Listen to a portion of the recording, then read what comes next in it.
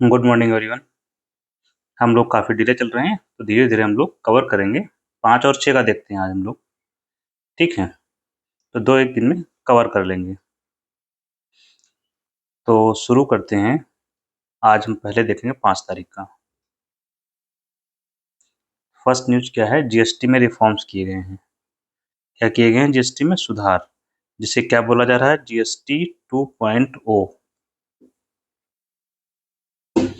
तो जीएसटी 2.0 समझने से पहले हमें जीएसटी समझना होगा, फिर जीएसटी 2.0 हम समझ पाएंगे इसका फ़ायदा क्या है, नुकसान क्या है।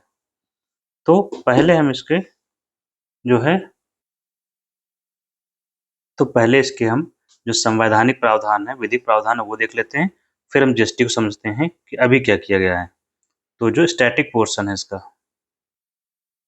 स्टैटिक का मतलब जो चेंज नहीं होता है, तो जीएसटी क्या है? जीएसटी इज गुड्स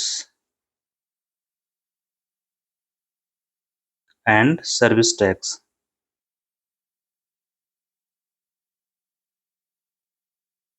वस्तु एवं सेवा कर। यह कैसा टैक्स है? अप्रत्यक्ष कर है। अप्रत्यक्ष कर क्या होता है? जो सीधे नहीं लगाया जाता है, अप्रत्यक्ष तौर से वसूला जाता है कंज्यूमर से, उपभोक्ताओं से। ठीक है, और ये लागू कब से किया गया? जीएसटी 2017 से। 1 जुलाई 2017 से लागू किया गया। लागू करने के क्रम में क्या किया गया? संविधान संशोधन किया गया। तो कौन सा संविधान संशोधन जुड़ा हुआ है जीएसटी से? 101, 101। इसी संशोधन के तहत संविधान में एक अनुच्छेद जोड़ा गया, जिसका नाम है 279A। क्या किया गया? जोड़ा गया। इंग्लिश में इंसर्ट किया गया, इंसर्शन। और इसके व्यवस्था की गई इसमें, किसकी? जीएसटी काउंसिल की। जीएसटी काउंसिल का गठन, कि जीएसटी काउंसिल का गठन किया जाएगा। अब ये जीएसटी काउंसिल का काम क्या होगा? जीएसटी से जुड़े हुए मामलों को, जीएसटी संबंधित विषयों पर निर्णय लेने वाली सर्वोच्च संस्था पर निर्णय लेने का काम करेगी। ये सर्वोच्च डिसीजन मेकिंग बॉडी होगी। मतलब इसमें किसी स्टेट गवर्नमेंट या सेंट्रल गवर्नमेंट का रोल नहीं है, बल्कि जीएसटी काउंसिल का रोल है। और जीएसटी काउंसिल जो होती है, इसमें दोनों के मेंबर्स होते हैं।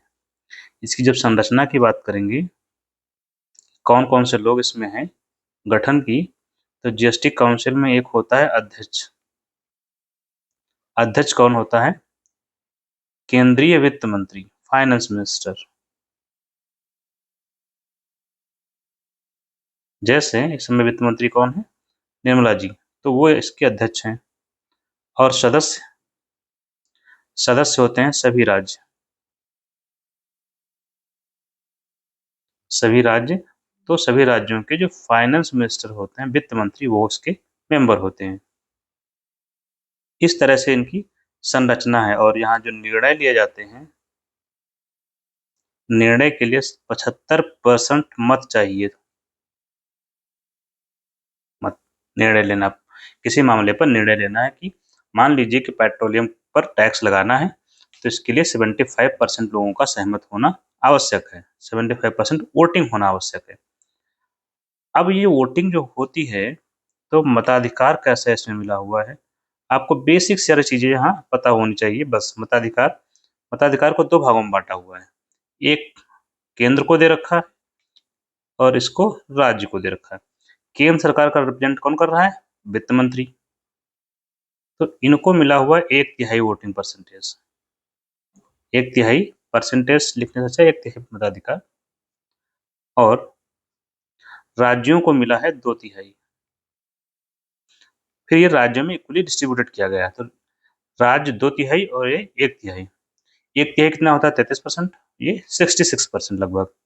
लेकिन ना तो अकेले ये कोई बिल पास कर सकते हैं, किसी मामले पर निर्णय ले सकते हैं स्टेट, ना ही अकेले राज्य ले सकता है। क्यों? क्योंकि वोटिंग कितना है, 75% चाहिए। तो ये जो यहाँ पर सहयोग है, इसी को बोला जाता है कोऑपरेटिव फेडरलिज्म। क्या है? सहयोगात्मक संघवाद।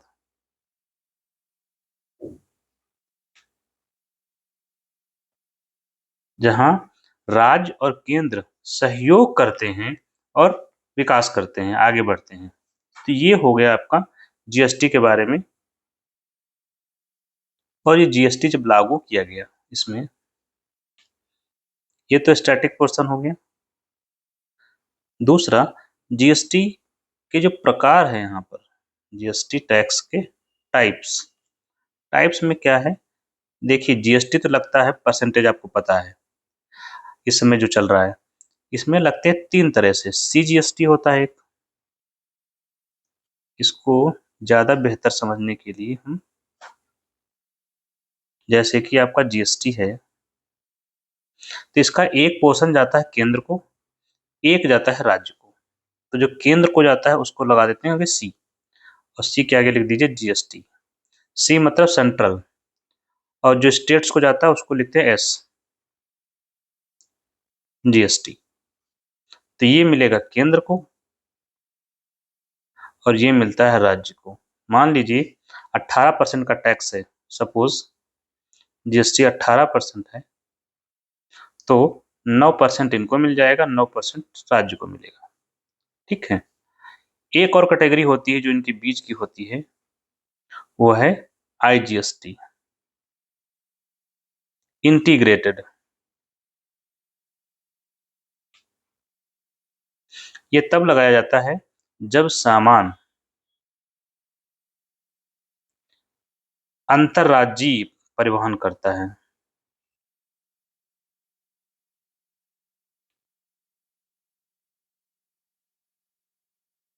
मतलब ये, जब सामान एक राज्य से दूसरे राज्य में जाता है तब ये टैक्स लगता है आईजीएसटी।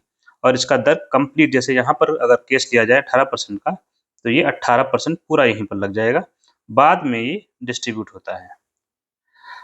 ठीक है। तो ये हो गए जीएसटी के टाइप्स। अब हम देखते हैं अभी जो रिफॉर्म्स हुए हैं उससे पहले का जो स्लैब था, स्लैब का मतलब होता है खंड जो बना रखे थे। पहले इन्होंने बना रखा था, एक था टैक्स 50% 5% का, फिर बनाया था 12%, फिर था 18%, और कुछ वस्तुओं को 28%। ये टैक्स स्लैब था इनका।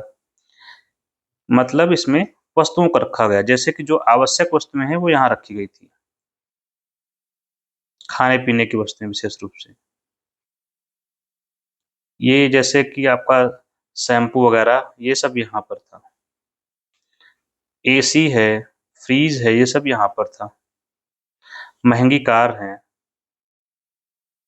महंगी कारें मतलब 12-15 लाख से जो ऊपर जाती हैं, ये टैक्स स्लैब बनाए थे। यहाँ पर कुछ वस्तुएं सामान्य थी जो भी रही हों। ठीक है। अब जो सुधार किया जीएसटी 2.0 में, क्या किया गया? जीएसटी 2.0 में 2 स्लैब खत्म कर दिए गए। कौन कौन से? एक तो 12 वाला खत्म किया गया। कौन कौन सा? 12% का स्लैब एक खत्म कर दिया गया, और 28% का स्लैब ये खत्म हो गया। ये दोनों बातें आप याद रखेंगे। इस 28% में आपका सिगरेट टोबैको भी शामिल था, तो ये खत्म कर दिया गया। जोड़ा क्या गया है? एक और चीज फिनिश की गई, कंपनसेटरी सेस भी खत्म कर दिया गया। क्षतिपूर्ति उपकर, ये भी इन्होंने खत्म कर दिया। ठीक। जोड़ा गया। क्या जोड़ा? एक नया स्लैब आया है। कौन सा? 40% का। इसमें किसको रखा गया है? इसमें रखा गया है सिगरेट, तंबाकू, आदि। क्यों? ये जो गुड्स होती हैं यहाँ पर, इसका एक शब्द में अगर कहा जाए तो सिन गुड्स को रखा गया है। किसको? सिन मतलब होता है पाप। सिन गुड्स जो हानिकारक हैं स्वास्थ्य के लिए। तो ये नया स्लैब जोड़ा गया। तो अब जो नया स्लैब जोड़ा गया है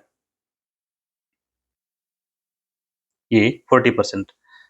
तो अब नाउ इस समय स्थिति क्या बनेगी? अब हमारे पास स्लैब कितने हैं? एक तो 5% का स्लैब है, दूसरा हमारे पास 18% का स्लैब है, और तीसरा 40% का स्लैब है। 3 स्लैब हो गए। कुछ पर 5% से कम भी लगाया जाता है, जैसे कि 5% से कम वाले में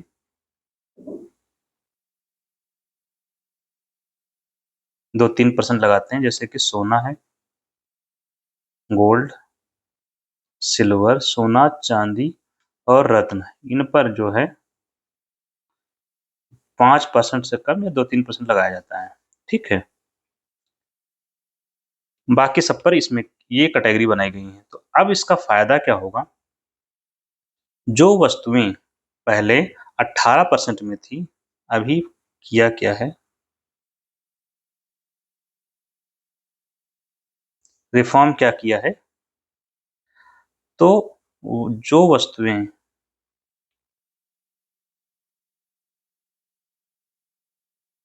अभी तक 28% का टैक्स में थी, 28% के टैक्स में थी या टैक्स ब्रैकेट में थी, उन्हें लाया गया है, 18% कर दिया गया। मतलब जिन पर टैक्स 28 लग रहा था, अब 18 लगेगा। जो 18% वाली थी और 12% वाली, इनको मूव किया गया है 5% में, और कई चीजों को टैक्स से छूट दे दी गई है।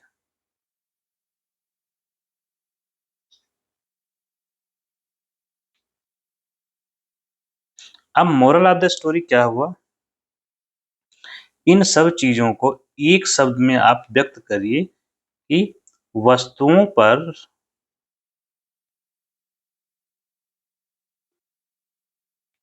लगने वाले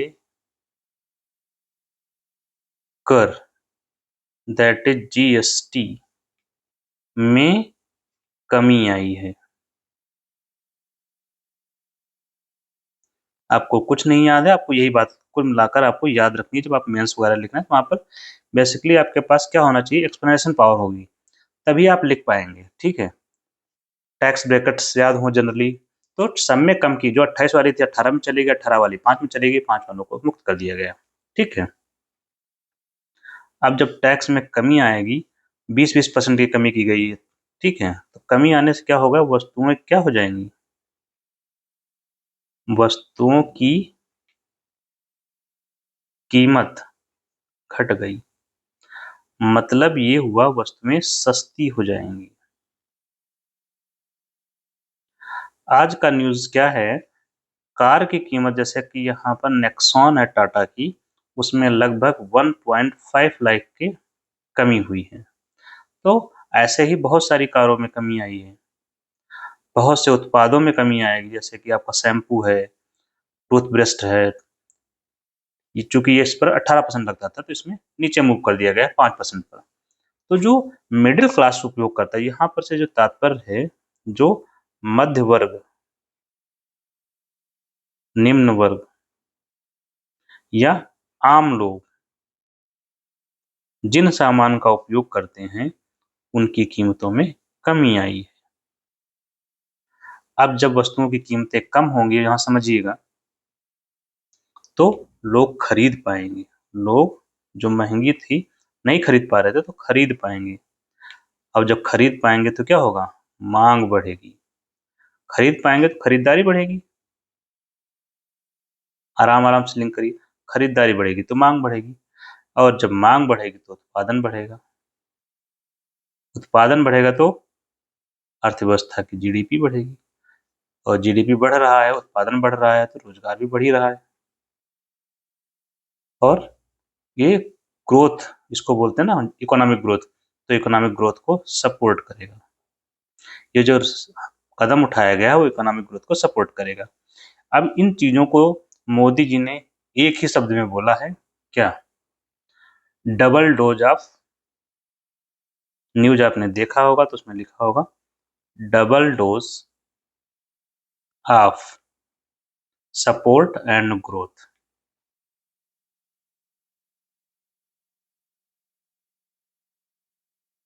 तो ये रहा सपोर्ट। अब जब जीडीपी बढ़ेगी तो इसी को क्या बोलते हैं, ये ग्रोथ हो गया। एक डोज तो ये हो गई, दूसरा सपोर्ट किसको हो गया, इनको सपोर्ट हो गया। ठीक है, तो उपभोक्ताओं को क्या होगा, जो उपभोक्ताओं को लाभ होगा।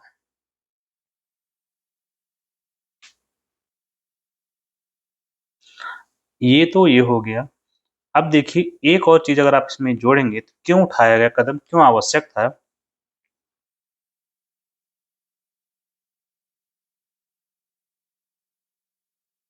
क्यों? क्योंकि देखो ट्रम्प ने टैरिफ लगाया है, तो ट्रम्प टैरिफ एक रीजन है। तो जब टैरिफ बढ़ गया तो भारतीय जो निर्यात है उसमें क्या होगा, कमी आएगी। निर्यात में कमी आएगी, उत्पादन कम होगा, तो निर्यात में कमी ना आए तो क्या करना पड़ेगा हमें, घरेलू उपभोग बढ़ा दें। हमारे घर में जो लोग रहते हैं देश में उनको खरीदवाया जाए, घरेलू उपभोग बढ़ा दिया जाए। घरेलू उपभोग कैसे बढ़ेगा, इन्होंने टैक्स कम कर दिया, सस्ता हो गया सामान, लोग खरीदेंगे। तो ये उसको क्या करेगा, थोड़ा सा प्रोत्साहन देगा। तो जो प्रभाव पड़ रहा था निर्यात का वो कम हो जाएगा, एक रीजन। दूसरा आपको याद होगा स्वदेशी अपनाओ, मोदी जी बोल रहे हैं लगातार। क्यों? क्योंकि इससे क्या होगा, घरेलू मांग बढ़ेगी। दोनों ही हर तरीके से घरेलू मांग बढ़ाने पर फोकस है, ताकि ट्रंप का जो टैरिफ है उसका प्रभाव कम हो सके। तीसरा क्या है, इन्होंने बताया local for vocal, vocal for local. इससे भी क्या होगा, घरेलू मांग बढ़ेगी। तो ये कदम उठाए जा रहे हैं सिर्फ अर्थव्यवस्था को बचाने के लिए। आगे बढ़ते हैं हम लोग, काफी चर्चा कर ली इसके बारे में, नेक्स्ट चलते हैं। एक पैक्ट हुआ है सुपैक्ट, SOO समझौता। आपसे पूछा जा सकता है कि ये किसके किसके बीच हुआ है, तो आप बताएंगे। पहले तो ये है क्या, SOO क्या बला है? SOO इज सस्पेंशन ऑफ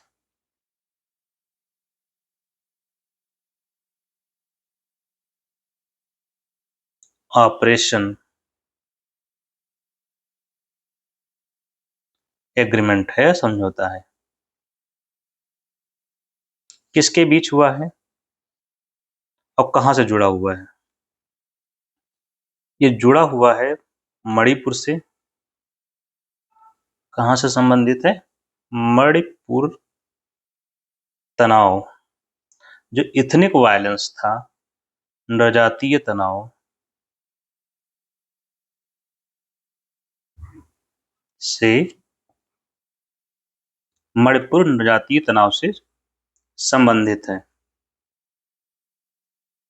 अगर आपको याद होगा यहाँ पर दो समुदायों के बीच तनाव हो रहा था, कहां पर, मणिपुर में।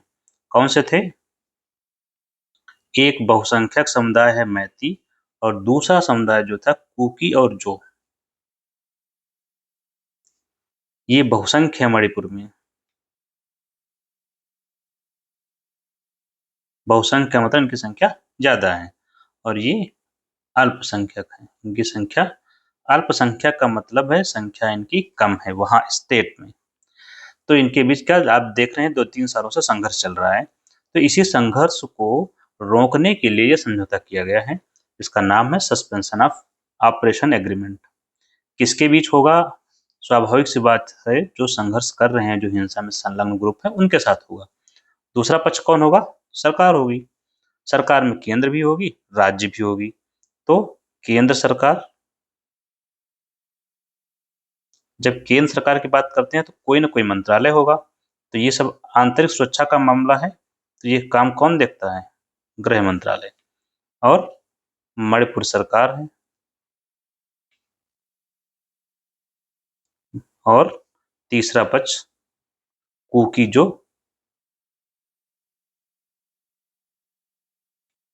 कम्युनिटी है, इनके बिहाफ पर एक जो सिविल सोसाइटी है वहां पर वो हस्ताक्षर कर रही है। तो यही मामला है और ये इसलिए किया गया है ताकि यहाँ पर शांति बहाल हो सके, एक रीजन। और इसी शांति बहाल के चक्कर में अभी तक हमारे प्रधानमंत्री मणिपुर नहीं गए हैं, जब से यहाँ पर वायलेंस हुआ है 2-3 सालों से।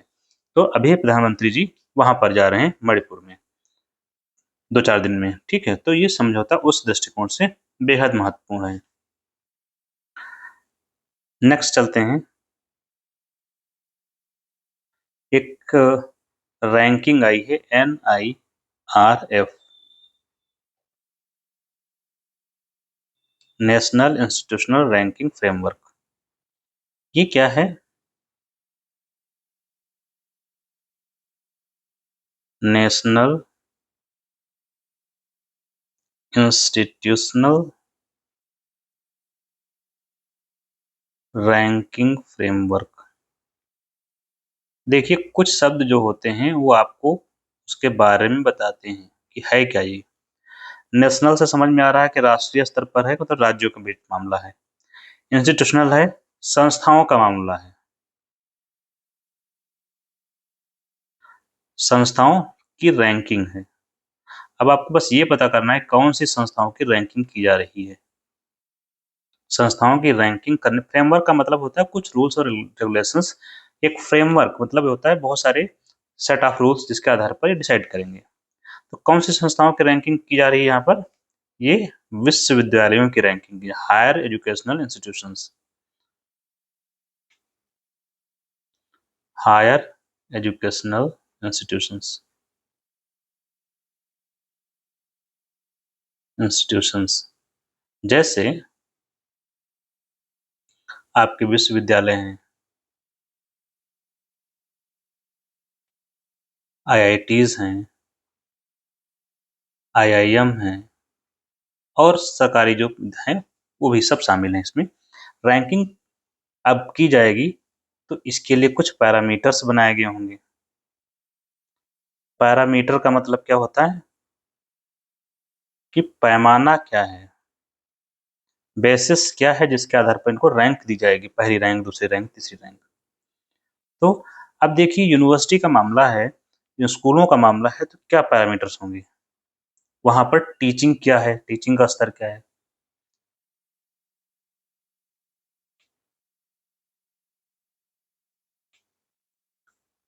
टीचिंग, लर्निंग, वहां जो सिखाया जा रहा है उसका स्तर क्या है, रिजल्ट कैसा आया है स्नातक स्तर का,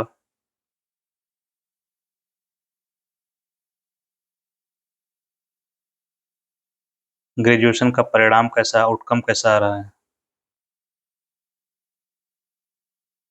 वहां पर रिसोर्सेस कैसे हैं, संसाधन, रिसोर्सेस से मतलब इनके पास वित्तीय संसाधन कैसे हैं, उनका प्रबंधन कैसे कर रहे हैं, ठीक है। ह्यूमन रिसोर्सेस कैसा है, इसके अलावा वहां पर शोध की स्थिति क्या है, रिसर्च एंड डेवलपमेंट। तो ये कुछ पैरामीटर्स हैं जिनके आधार पर ये तय किया जाता है कि किसको कौन सी रैंकिंग मिलेगी। अब यहाँ पर जो रैंकिंग दी गई है, इन्होंने दी है, पहली रैंकिंग जो दी है IIT मद्रास को दी गई है। ये टॉप पर है कई वर्षों से, 7-8 साल हो गए हैं तब से टॉप पर है, तो बाय डिफॉल्ट इसको याद ही रखेंगे। दूसरा है Indian institute of science, IISc।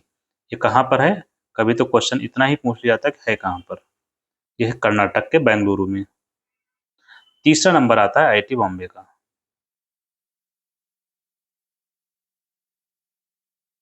तो ये हो गया national institutional ranking framework.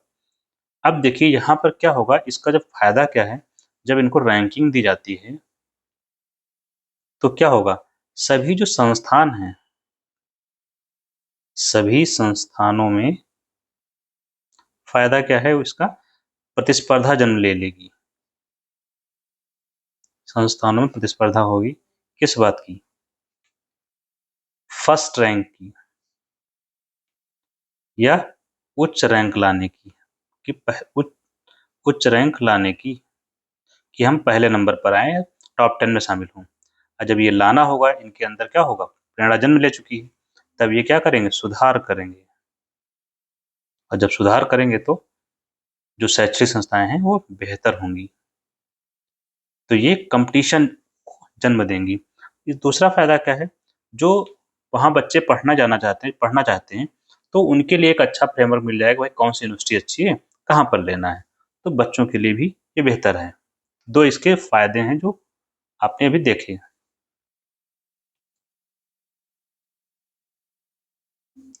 Next क्या है, पाकिस्तान चाइना इकोनॉमिक कॉरिडोर, इसको लेकर चर्चा हुई है।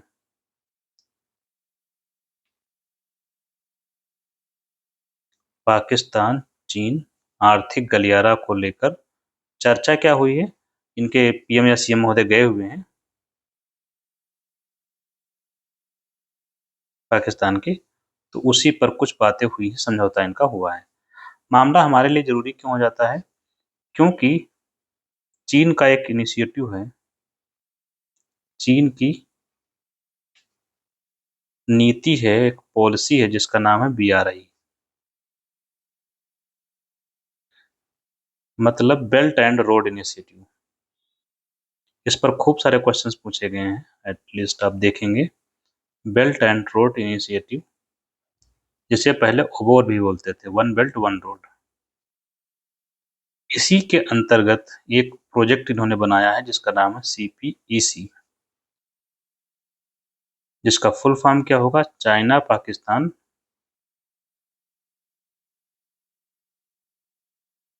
Economic corridor.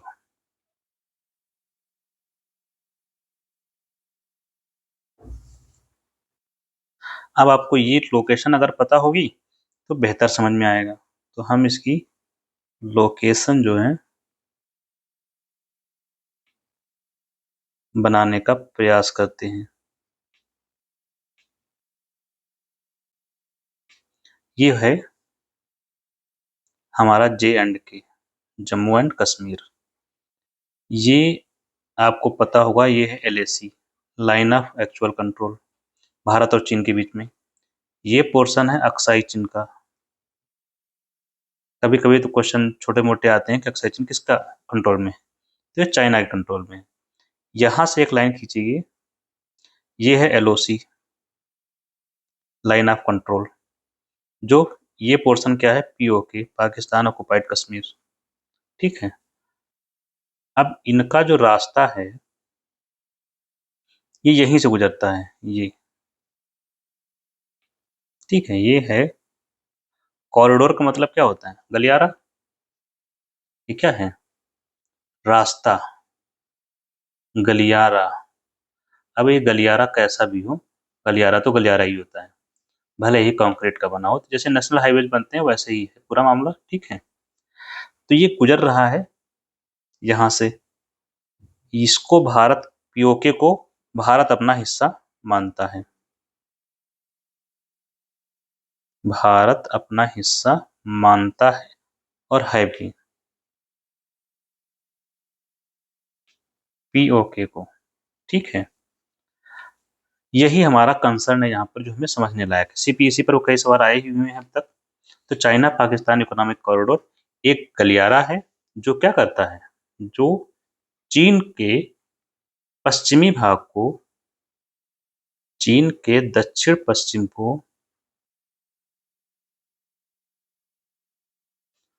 कहाँ से कनेक्ट करता है, अरब सागर से जोड़ता है।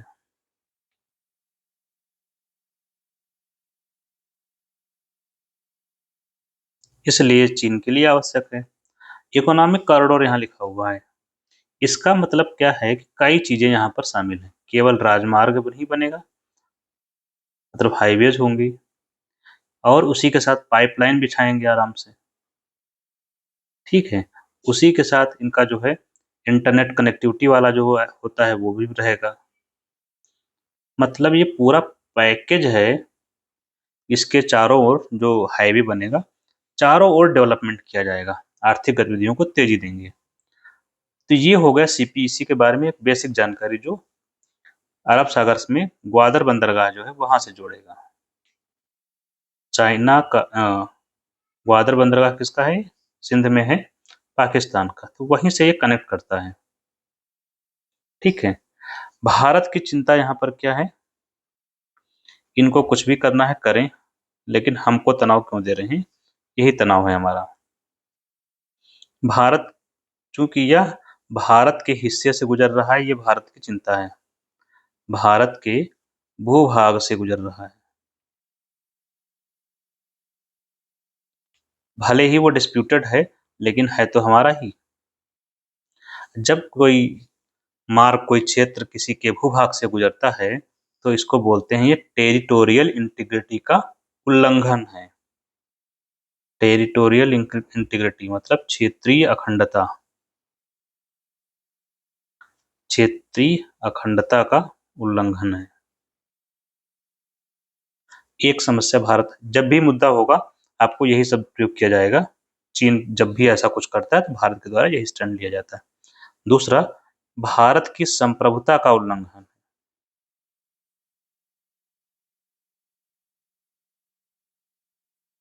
किसी भी राज्य के लिए ये समस्या की बात होती है।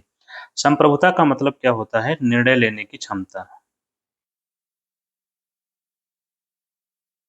और जैसे पीओके का मामला है, तो उस पर निर्णय लेने की क्षमता किसके पास है? भारत के पास है। तो भारत में तो मना कर रहा है, लेकिन वो रास्ता गुजार रहे हैं, तो उसका उल्लंघन हो गया। क्षेत्रीय अखंडता, इस क्षेत्र को जो ये क्षेत्र गुजर रहा है, इसको तोड़ने का प्रयास किया जा रहा है ना, यहाँ से अलग कर दिया गया पूरा। तो देश की हमारा जो क्षेत्रीय अखंडता है वो उल्लंघन कर रहे हैं, तो अंतर्राष्ट्रीय नियमों का भी उल्लंघन है। तो ये दो कंसर्न है हमारे। और प्लस क्या है, हम दोनों तरफ से घिर जाएंगे, वो भी कंसर्न है। तो एक रणनीतिक चिंता भी है हमारी। तो ये हो गया इनका मामला। नेक्स्ट न्यूज नेपाल से है। इसने क्या किया है कि सोशल मीडिया प्लेटफॉर्म्स को बैन कर दिया है। सोशल मीडिया प्लेटफॉर्म्स को बैन कर दिया या प्रतिबंध लगा दिया है। क्यों? क्योंकि इन लोगों से कहा गया था कि ये रजिस्ट्रेशन करवा लें सरकार के पास। ये कौन से लोग हैं?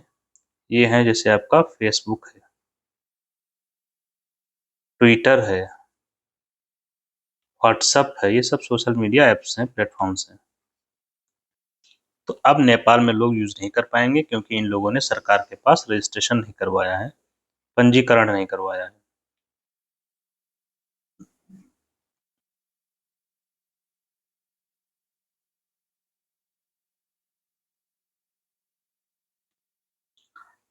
ट्रंप ने टैरिफ लगा दिया है, ये तो आप जानते हैं। तो ट्रंप इन कोर्ट, ये क्या है? बेसिकली याद रखना है कि ट्रंप ने जो टैरिफ लगाया था,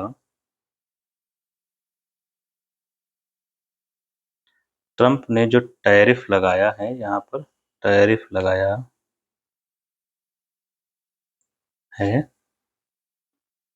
राष्ट्रपति ने वहां।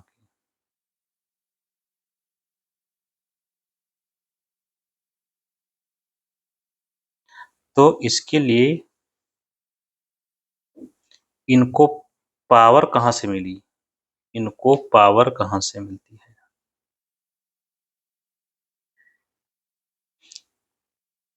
तो पावर के लिए एक कानून है इनके यहाँ का, IEEPA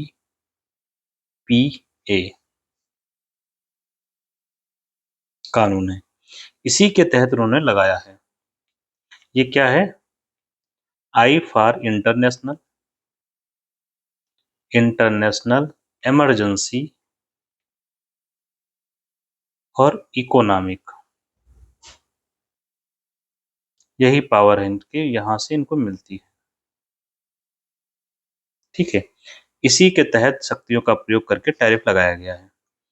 आपको याद होगा भी सर्किट बेंच वहां की जो थी, उसने क्या किया है, इनको बताया है कि गलत बताया गया है, टैरिफ जो लगाया है वो गलत है। वहां की सर्किट बेंच का भी जजमेंट आया था।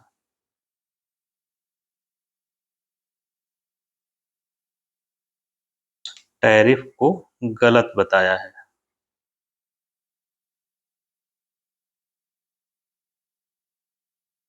जजमेंट दिया, गलत बताया या ये कहा गया कि वह राष्ट्रपति की अथॉरिटी से बाहर है, राष्ट्रपति के द्वारा अथॉरिटी का दुरुपयोग किया गया है। क्यों? इसके रीजंस भी उन्होंने दिए हैं जो हमें पता होना चाहिए एटलीस्ट कि क्या रीजन दिया है उन्होंने। एक रीजन तो दिया है कि जो वहाँ की जो संसद है उसको बोलते हैं कांग्रेस, कांग्रेस द्वारा इतनी शक्ति नहीं दी गई है, इतनी स्वीपिंग पावर्स, स्वीपिंग मतलब होता है बड़े पैमाने पर पावर्स नहीं दी गई है कि राष्ट्रपति विश्व के लगभग सभी देशों पर टैरिफ लगा सके।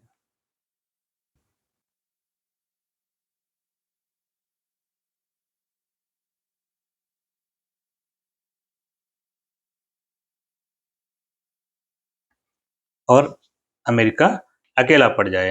तो इस बेसिस पर अब इसी जजमेंट को लेकर सुप्रीम कोर्ट में पहुंच गए हैं, देखते हैं क्या होता है। ठीक है, नेक्स्ट है आरक्षण को लेकर। आरक्षण को लेकर आंदोलन चल रहा है, मराठा आरक्षण को लेकर।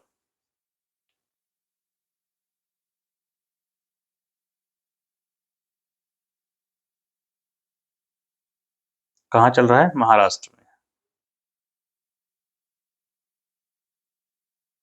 ठीक है, ये तो यहाँ का हो गया। अब हम लोग देखते हैं 6 तारीख में जो मेन बातें थी वो क्या थी।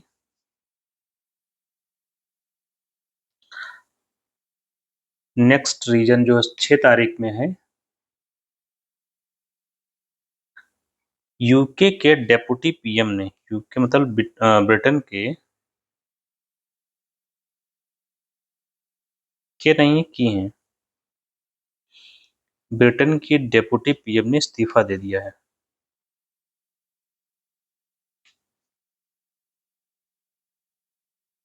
किस बात पर? रीजन बहुत ही जबरदस्त है। प्रॉपर्टी टैक्स को अंडर पे किया था इन्होंने,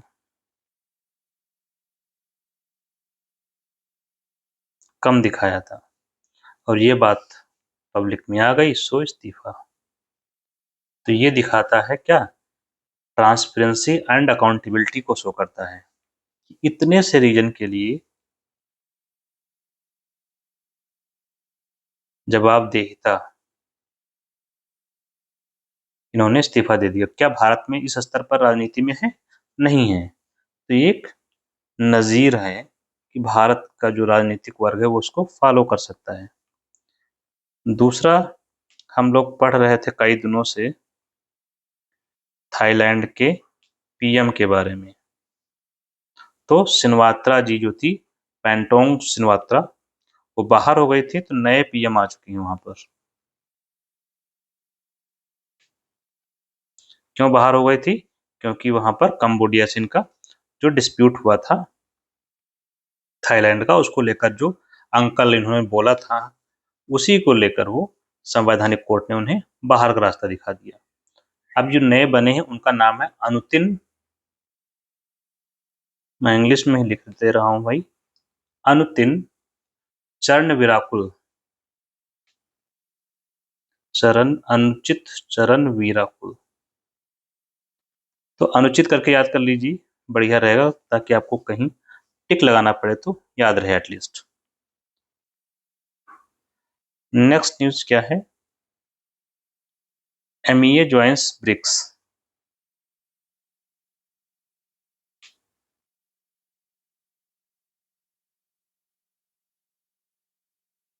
MEA से तात्पर्य जो हमारे विदेश मंत्री हैं, उन्होंने अभी इसमें ब्रिक्स की मीटिंग हो चुकी है, लेकिन कुछ जो ब्रिक्स का होस्ट कौन है इसमें, होस्ट का मतलब कौन आयोजित कर रहा है, तो ब्रिक्स होस्टिंग कर रहा था ब्राजील, तो उसी ने बैठक बुलाई है, रीजन बताया नहीं है, ब्राजील ने बैठक बुलाई है। बैठक वर्चुअल बैठक है, मतलब वीडियो कॉन्फ्रेंसिंग वाली बैठक होगी। बात ये चर्चा में है कि यहाँ पर जो ब्रिक्स देश हैं, ब्राजील जैसे है, इस पर भी टैरिफ लगा रखा है इन्होंने लगभग 50% के आसपास। भारत है, इस पर भी इन्होंने लगा ही रखा है टैरिफ। ठीक है, चीन पर भी 20-30% टैरिफ लगा हुआ है कम से कम। रूस पर तो बैन ही लगा रखा है लगभग। ईरान पर भी बैन है। इंडोनेशिया, इस पर भी टैक्स इन्होंने लगा रखा 20-30% मान लीजिए मोटा मोटा। और ये सारे देश क्या हैं, ब्रिक्स के मेंबर हैं इस समय। तो बेसिकली ये सभी लोग क्या हैं, अमेरिका से परेशान हैं, अमेरिका के टैरिफ से। तो इसी का सलूशन निकालने के लिए कुछ बातचीत होगी, ऐसी अपेक्षा की जा रही है। यहाँ पर जो भारत का रोल है विशेष रूप से, इसको लेकर बहुत चिंता जताई जा रही है अमेरिका द्वारा। ये तो कह रहे हैं कि भारत को चाहिए कि क्या ये ब्रिक्स छोड़ दें, इनका मानना है, इनका कहना है, और इसीलिए दबाव बनाया जा रहा है भांति भांति प्रकार से। कारण यहाँ पर 2-3 कारण आप याद रखेंगे। एक तो कंसेप्ट है डी डॉलराइजेशन का। किसका? De dollarization. मतलब ये डॉलर तो आ ही गया ना, इसमें डी लगा हुआ है तब डॉलर के विरुद्ध है। मतलब ये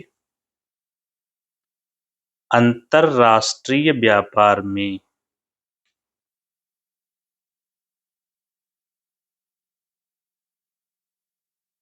डॉलर के स्थान पर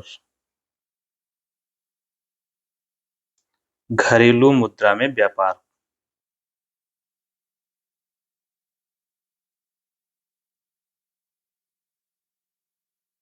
तो एक कंसर्न अमेरिका का यही है। अब जब डॉलर की मुद्रा हट जाएगी तो उसको लगता है क्या है कि उसका प्रभाव या प्रभुत्व क्या होगा, कम हो जाएगा। घरेलू मुद्रा मतलब जैसे भारत और रूस व्यापार कर रहे हैं,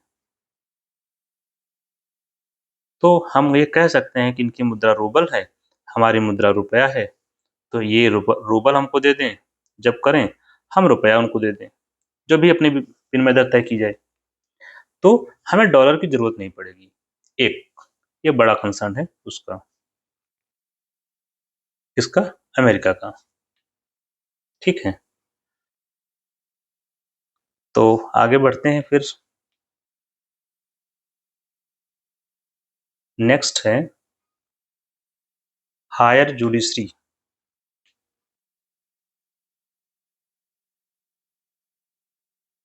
उच्च न्यायपालिका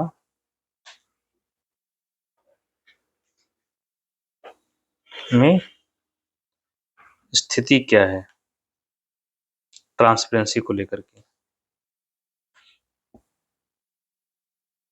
स्थिति से यहाँ मतलब है कि वहां पर जो उच्च न्यायपालिका है, मतलब हाई कोर्ट और सुप्रीम कोर्ट, इसको लेकर चर्चा दिखाई गई है कि यहाँ पर जो पारदर्शिता है कहीं ना कहीं उसमें कमी आई है। पारदर्शिता कम है, प्लस भ्रष्टाचार ज्यादा है, प्लस न्यायपालिका की जो समस्याएं हैं बेसिकली उसकी बात कर रहे हैं, प्लस निपोटिज्म बहुत ज्यादा है, भाई भतीजावाद जिसको इंग्लिश में बोलते हैं, भाई भतीजावाद। इसको एक एग्जाम्पल में इन्होंने द हिंदू ने कोट किया है। 3 एग्जाम्पल्स हैं। एक है national company law appellate tribunal में एक जस्टिस हैं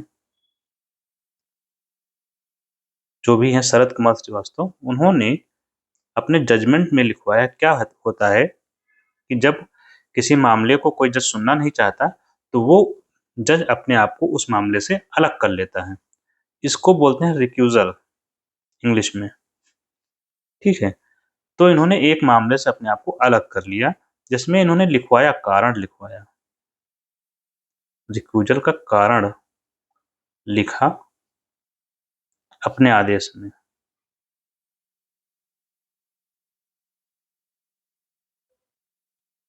क्या लिखा कारण? कि हायर जुडिशरी के उच्च न्यायपालिका के किसी जज ने किसी वरिष्ठ जज ने फेवर मांगा है। क्या फेवर मांगा था? कि किसी पार्टी के फेवर में निर्णय करने के लिए, किसी पार्टी को क्या बोलेंगे? पक्ष। किसी पक्ष के हिंदी इंग्लिश का यही जो है, जैसे कोई केस होता है उसके दो पक्ष होते हैं, तो किसी पक्ष विशेष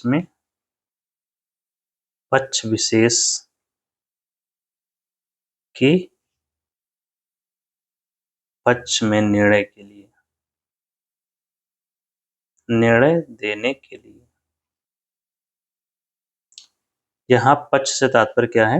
जो पार्टी होती है, वो दो पार्टी होती है, किसी एक पार्टी के फेवर में निर्णय दें, ऐसा इन्होंने किसी जुडिशरी के अफसर ने, हायर जुडिशरी मतलब किसी जज ने इनको बोला था, तो उसको इन्होंने जजमेंट में कोट करवा दिया।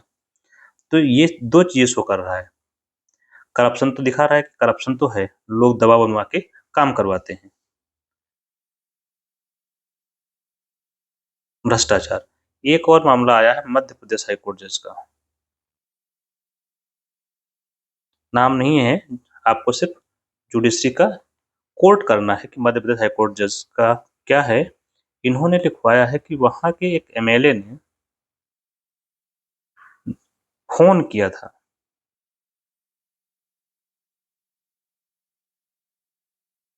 किसी पार्टी के किसी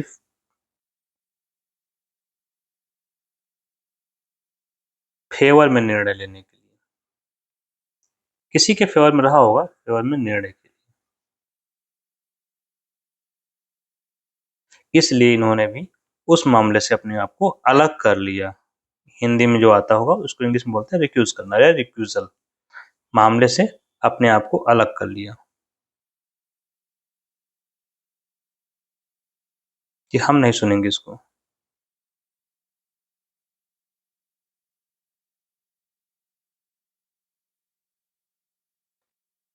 वहीं सुप्रीम कोर्ट का एक मामला इन्होंने कोर्ट किया जिसमें ये रीजन नहीं दिया गया, जो एक ये है कि अच्छी स्थिति नहीं है जुडिशरी के लिए, कि रीजन देना चाहिए कि क्यों आप रिक्यूज कर रहे हैं, कोई जज अपने आप को क्यों रिक्यूज कर रहा है।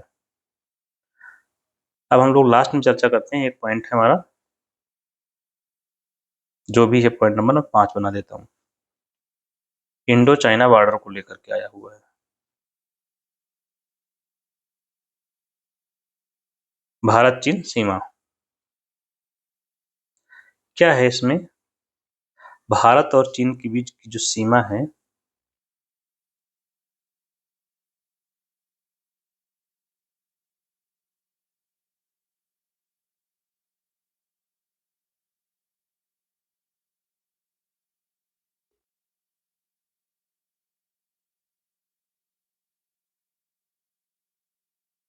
ठीक है, तो ये पोर्शन हो जाएगा हमारा, ये इधर का पोर्शन हो गया अक्साई चीन का।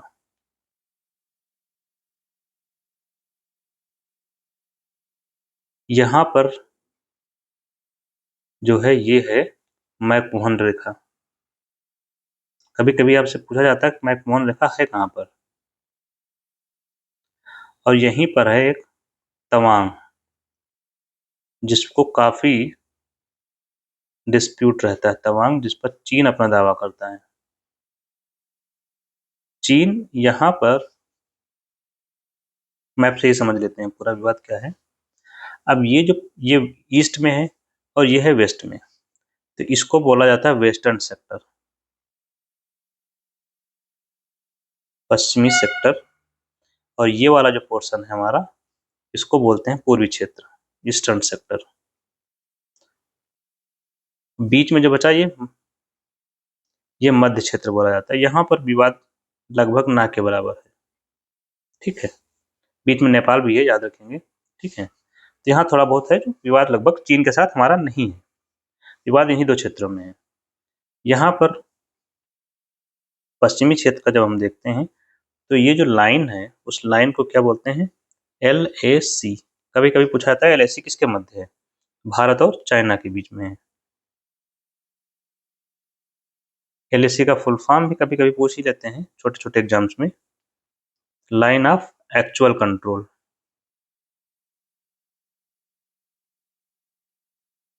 क्योंकि LOC एक है जो लाइन ऑफ कंट्रोल जिसको बोलते हैं, ये किसके साथ में है, भारत की पाकिस्तान के साथ में, पाक और भारत। तो ये अक्साई चिन्ह क्षेत्र जो हमने उसको बोल्ड किया है, वो क्षेत्र कौन सा है, अक्साई चिन्ह कहलाता है, और इस पर चीन ने कब्जा कर रखा है।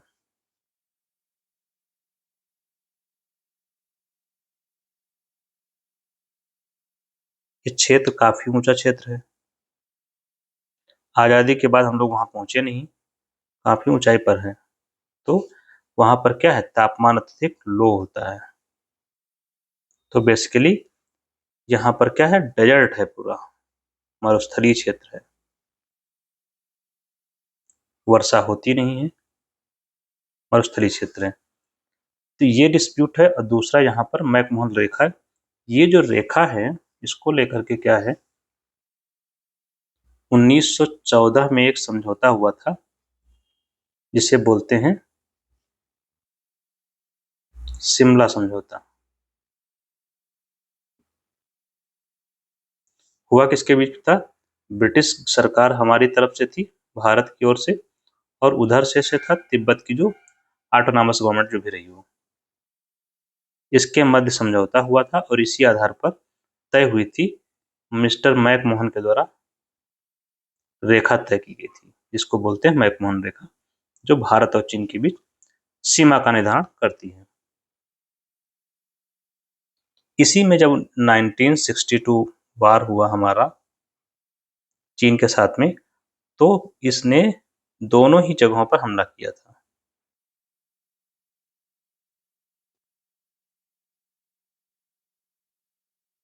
लेकिन बाद में पीछे हट गया। मैकमोहन पूर्वी वाले क्षेत्र में मैकमोहन जो है वहां पर तक पीछे चला गया था, हट गया।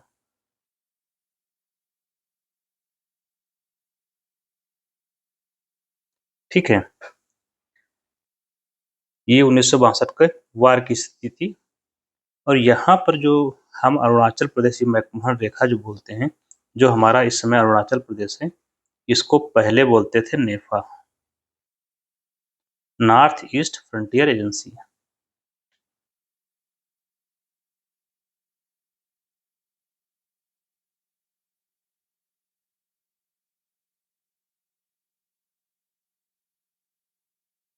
ठीक है, तो ये भारत का हिस्सा है ही अभी, लेकिन वो तवांग पर कब्जा दिखाता है कि लगभग 1 लाख स्क्वायर किलोमीटर हमारा क्षेत्र है। यहाँ पर अप्रोच, चीन का अप्रोच क्या है और भारत का अप्रोच क्या है, एक शब्द में, चीन चाहता है पैकेज डील, और भारत का है सेक्टोरल अप्रोच, क्षेत्रीय दृष्टिकोण है, क्षेत्रीय अप्रोच है। पैकेज डील का मतलब ये है इनका कि जो पूर्वी क्षेत्र है उस पर भारत का कब्जा एक्सेप्ट कर लेंगे, भारत कब्जा है ये मान लेंगे चीन वाले, जो कि है ही हमारा। तो और पश्चिमी क्षेत्र जो है, मतलब अक्साई चीन वाला जो है, उस पर भारत अपना दावा छोड़ दे, भारत अपना दावा छोड़ दे या चीन का दावा भारत मान ले। तो बेसिकली क्या हुआ, म्यूचुअल है, तुम हमारा ये वाला मान लो, छोड़ दो, उधर मान लो, हम आपका मान लेंगे। भारत का कहना है कि 2 क्षेत्र हैं, पूर्वी और पश्चिमी। दोनों पर अलग-अलग बातचीत होगी। हम अदला-बदली नहीं करेंगे, दोनों पर अलग-अलग बातचीत। ये कोर में कंसर्न है, जिस पर चर्चा हो रही है। ठीक है? अब लास्ट में आपके लिए सवाल है, निम्न में से कौन सा कथन सत्य है? पहला है वस्तु एवं सेवा कर अप्रत्यक्ष कर है। दूसरा 101वां संविधान संशोधन जीएसटी से संबंधित है। कौन सा विकल्प सही है? आप लोग बताइए। Thank you.